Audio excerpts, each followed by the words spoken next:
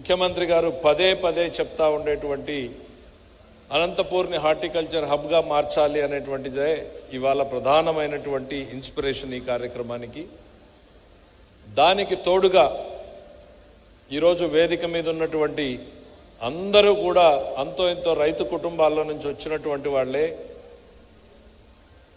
చాలామంది రీసెర్చ్ చేసినప్పుడు ఏం అడుగుతూ ఉంటారంటే, మారుతున్నటువంటి వాతావరణ పరిస్థితుల్ని తట్టుకుని నిలబడేటువంటి వంగడాలను లేక విత్తనాలను మొక్కలను డెవలప్ చేయండి అని రీసెర్చ్ అడుగుతూ ఉంటారు. ఇంగ్లీష్లో దాన్ని క్లైమేట్ రిసైలెంట్ క్రాప్స్ అంటారు. కానీ ఈ జిల్లాలో ప్రకృతి శాపాన్ని కోపాన్ని తట్టుకుని నిలబడినటువంటి రైతున్నాడు అనేటువంటిది ఈ సందర్భంగా నేను గుర్తు చేయదలుచుకున్నా. ఆ రైతులకే ఈ సమావేశం అంకితము అనేటువంటిది కూడా చెప్పడం. భిన్న వాతావరణ పరిస్థితులను ఆటుపోట్లను తట్టుకుని కష్టాలను నష్టాలను అధిగమించి ప్రకృతితో అనునిత్యం పోరాటం చేస్తున్నటువంటి అనంతపురం జిల్లా రైతాంగానికి ఈ హార్టికల్చర్ కాన్క్లేవ్ అనేటువంటిది అంకితం. దాని ప్రధాన ఉద్దేశం కూడా ఆ రైతన్న జీవితంలో ఎంతో కొంతైనా మార్పు తీసుకురావాలి అన్నటువంటిదే ఈ ప్రధాన ఉద్దేశం. చాలామంది ఇంగ్లీష్లో మాట్లాడుతూ ఉన్నారు, ఎందుకు అని మీరు అనుకోవచ్చు. ఈ సమావేశాన్ని ఒక తొలి ఎక్స్పెరిమెంట్ చాలా స్పీడ్గా అందుకున్నటువంటి కలెక్టర్ గారు నేను అభినందిస్తున్నా. దీని మీద చర్చ జరిగిన తర్వాత ఇట్లాంటిదేనంటే శరవేగంగా ఆయన ఇంప్లిమెంటేషన్లోకి తీసుకొచ్చాడు. ఎక్కడా కూడా జాప్యం కనపడలా. ట్రాన్స్లేషన్ అంటే చర్చ దగ్గర నుంచి రియాలిటీకి చాలా ఫాస్ట్గా చేశారు. ఇది ఒక చిన్న ప్రయత్నం మనం మొదలుపెట్టాం. ముఖ్యమంత్రి గారు హాజరయ్యేంత స్థాయిలో ఈ సమావేశాలు జరుగుతాయి తొందరలోనే. అయితే ఎందుకు చాలామంది ఇంగ్లీష్లో మాట్లాడుతున్నారంటే, దాదాపు 60 సంస్థలు ఇవాళ నార్త్ ఇండియా నుంచి వచ్చినటువంటి ఉన్నాయి. పెద్ద పెద్ద కంపెనీల వాళ్ళు వచ్చారు. వాళ్ళకు అర్థం కావడం కోసం చాలామంది కొంత ఇంగ్లీష్లో మాట్లాడడం జరుగుతూ ఉంది. అంతే తప్ప వేరే కాదు అనేటువంటి చెప్తూ, ప్రధానంగా అనంతపురం జిల్లా రైతాంగానికి ఏ రకంగా బాసటగా నిలవాలి అనేటువంటిది ఈ ప్రభుత్వం యొక్క ముఖ్య ఉద్దేశం. 14కు 14 స్థానాలు అందించినటువంటి ఈ జిల్లా రైతుల రుణం తీర్చుకోవడమే మా ప్రధాన లక్ష్యం. రైతు కష్టాల్లో నిలబడి మేము మీ వెనకాల ఉన్నాము అని చెప్పేందుకే ఈరోజు ఈ కార్యక్రమాన్ని రూపొందించడం జరిగింది అనేటువంటి చెప్తా ఉన్నాం. ప్రభుత్వం వచ్చిన తర్వాత రైతు కష్టపడి పంట పండిస్తే సరిపోదు, ఆ పంటకి మార్కెటింగ్ రావాలి. పంటని నారు దగ్గర నుంచి కోత వరకు అనేక సమస్యలు ఉన్నాయి. ఈరోజు మధ్యాహ్నం జరగబోయేటువంటి ఆ డిస్కషన్స్ జరుగుతాయి. ఇందులో టెక్నాలజీ ఎక్స్పర్ట్స్ వచ్చారు, యూనివర్సిటీ ప్రొఫెసర్స్ వచ్చారు, కంపెనీలు వచ్చారు, టెక్నాలజీ ఎక్స్పర్ట్స్ వచ్చారు, కార్పొరేట్ సంస్థలు వచ్చాయి. ఇవన్నింటినీ కూడా ఏంటంటే, ప్రీ హార్వెస్ట్ ఏంటి, కోతకు ముందేంటి, కోత తర్వాత ఏంటి, మార్కెటింగ్ ఏంటి. ఇవాళ మనం చూస్తున్నాం, మిర్చి పంట మనం పండిస్తే పోయిన సంవత్సరం 20,000 ఉంటే ఈ సంవత్సరం 14,000కి పడిపోయింది. మరి అట్లానే అనేక పంటలు, దానిమ్మ కావచ్చు లేకపోతే సీతాఫలం కావచ్చు, ఈ జిల్లాలో 24 పంటలు పండితే ధరల ఫ్లక్చుయేషన్ ఉంది. ఉన్నంత వాటిలో బెస్ట్ ప్రైజ్ని మనం ఎట్లా అందుకోవాలి? మన ముందు కొన్ని లక్ష్యాలు పెట్టుకుని పనిచేస్తున్న రైతు కష్టపడి పంట పండిస్తే మెరుగైన ప్రోడక్ట్ ఎట్లా తీసుకురావాలి, క్వాలిటీ ప్రోడక్ట్ ఎట్లా తీసుకురావాలి. ఫ్రూట్ బౌల్ ఆఫ్ ఆంధ్రప్రదేశ్గా ఈరోజు అనంతపూర్ ఉంది. దీన్ని ఫ్రూట్ బౌల్ ఆఫ్ ఇండియాగా తయారు చేయడానికి ప్రభుత్వంగా మేమేం చేయాలి అనేటువంటిది ఆలోచన చేసుకోవడానికి, అందరి సలహాలు తీసుకోవడానికే ఈరోజు ఈ కార్యక్రమాన్ని ఏర్పొందించడం జరిగింది.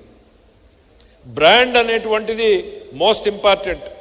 ఎవరికైనా కూడా ఇవాళ బ్రాండ్ ఉంటేనే తప్ప, ఇవాళ బ్రాండ్ ఆంధ్రప్రదేశ్ ఉంది, చంద్రబాబు ఉన్నాడు కాబట్టే ఢిల్లీలో ఇవాళ పనులు చేసుకోగలుగుతూ ఉన్నాం, పరిశ్రమలు పెట్టుబడులు రాగలుగుతూ ఉన్నాయి. నమ్మకం అనేటువంటిది ఒకటి ఉంది కాబట్టి చంద్రబాబు నాయుడు గారి మీద బ్రాండ్ ఆంధ్రప్రదేశ్ అనేటువంటిది ఇవాళ ఎస్టాబ్లిష్ కాగలుగుతోంది. అట్లానే హార్టికల్చర్లో బ్రాండ్ అనంతపూర్ అనేటువంటిది ఎస్టాబ్లిష్ కావాలి. పక్కన 3 పొలాలు ఉన్నాయి. ఇది అనంతపూర్కు సంబంధించినటువంటి అరటిపండు, అనంతపూర్ మామిడికాయను అంటే కొనుగోలుదారుడు అనంతపూర్ పండు మీద చేయేసేటువంటి మార్కెటింగ్ని క్రియేట్ చేయడమే ఈరోజు ప్రభుత్వం యొక్క లక్ష్యం. ఎప్పుడైతే ఆ మార్కెటింగ్ క్రియేట్ అవుతుందో మన రైతుకు ఆ కష్టాలు ఇబ్బందులు అనేటువంటి తొలగుతాయి. ఇది ఒక్కసారిగా జరగదు. దీంట్లో అనేక రకాలు ఉన్నాయి. క్వాలిటీ పెరగాలి, మంచి బ్రీడ్ సెలెక్షన్ కావాలి, ఎక్స్పోర్టబుల్ వెరైటీ కావాలి. సో ఇవన్నింటిలో తీసుకోవాల్సినటువంటి జాగ్రత్తలు ఏంది, కోల్డ్ చైన్ సప్లై మెకానిజం కావాలి, మరి లాజిస్టిక్స్ హబ్ కావాలి. ఇవన్నింటినీ ఏ రకంగా మనం మెరుగుపరుచుకోవచ్చు. ఒక ఎక్స్పెరిమెంట్ మనం తాడిపత్రిది గతంలో చేశాం, మళ్ళీ మొన్న చేశాం. బనానా ఎక్స్పోర్ట్ బ్రహ్మాండమైనటువంటి రిసీవింగ్ ఉంది. ఈరోజు ట్రైన్లు పోతా ఉన్నాయి. అవి పోతేనే మనకు గిట్టుబాటు ధర వస్తుంది. ఎప్పుడైతే అది పోకపోతే మనకు గిట్టుబాటు ధర రాదు. మనం పూర్తిగా ఎగుమతి మీద ఆధారపడక్కర్లేదు. మన బ్రాండ్ ఎప్పుడైతే ఎస్టాబ్లిష్ అవుతుందో మనం ఉన్నటువంటి 100 కోట్ల జనాభానే చాలు మన ప్రోడక్ట్లకు డిమాండ్ క్రియేట్ చేయడానికి. ఇవాళ ఢిల్లీలోకి వెళ్తే మన కర్బూజా ఇస్ ప్రిఫర్డ్. చాలామంది రైతులు ఉన్నారు, ఈడ పండించే వాళ్ళు ఉన్నారు. ఈడ లారీకి ఎత్తి నెక్స్ట్ డే ఫ్లైట్ ఎక్కిపోయి మార్కెట్లో కూర్చొని అమ్ముకొని వచ్చేటువంటి రైతులు కూడా నాకు తెలుసు. ఢిల్లీ మార్కెట్లో అనంతపూర్ కర్బూజాకి న్యాచురల్గానే ఒక బ్రాండింగ్ వచ్చింది. రైతుల స్వశక్తితో ఈడ ఇందాక రాజశేఖర్ గారు చెప్తా ఉన్నారు, సహజంగా ఇక్కడ ఉన్నటువంటి టేస్ట్ వస్తుంది బ్రిక్స్ వ్యాలీలో ఆయన చెప్తూ వచ్చాడు. స్వీట్నెస్ ఉండడం మూలన దాంతోపాటు షెల్ఫ్ లైఫ్ కూడా ఎక్కువ ఉంది. మన ప్రోడక్ట్ ఎక్కువ రోజులు నిలబడుతుంది. సో ఇవన్నింటి వలన ఉంది. కాకపోతే ప్రభుత్వంగా మేమేం చేయాలి, రైతుకి ఎట్లా బాసటగా నిలబడాలి, ఈ సౌకర్యాలన్నింటినీ ఎట్లా కల్పించాలి అనేటువంటి దాని ఉద్దేశమే ఇవాళ హార్టికల్చర్ కాన్క్లేవ్ యొక్క ప్రధాన ఉద్దేశం. దాదాపు 100 సంస్థలు పార్టిసిపేట్ చేస్తూ ఉన్నాయి.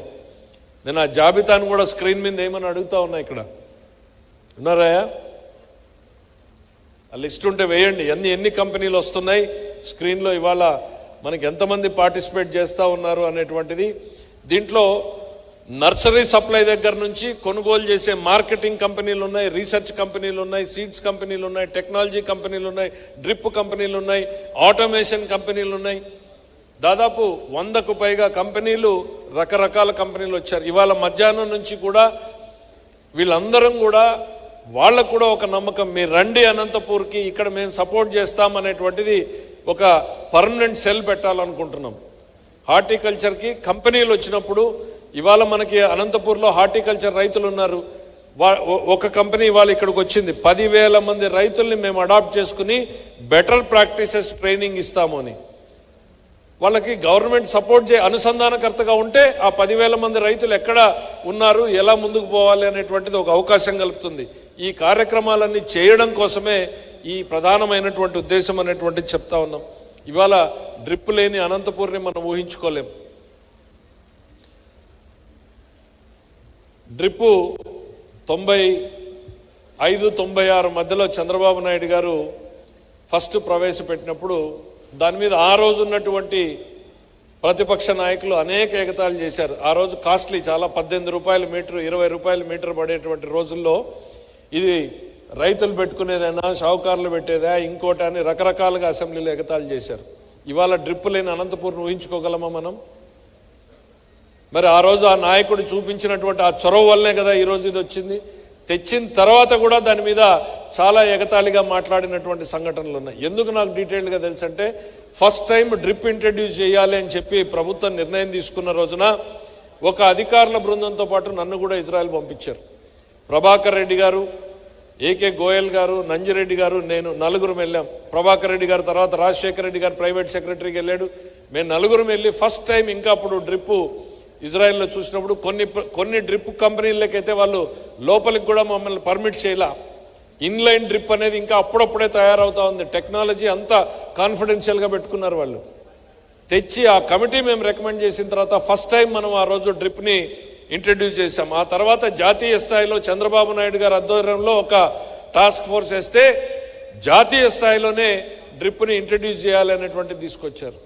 అంటే తెలుగుదేశం ఎప్పుడున్నా కూడా రైతుల్ని ఎట్లా ముందుకు తీసుకుపోవాలి, రైతులకు ఎట్లా సపోర్ట్ చేయాలి అనేటువంటిది ఆ రోజైనా ఈ రోజైనా అనేటువంటిది చెప్తా ఉన్నాం.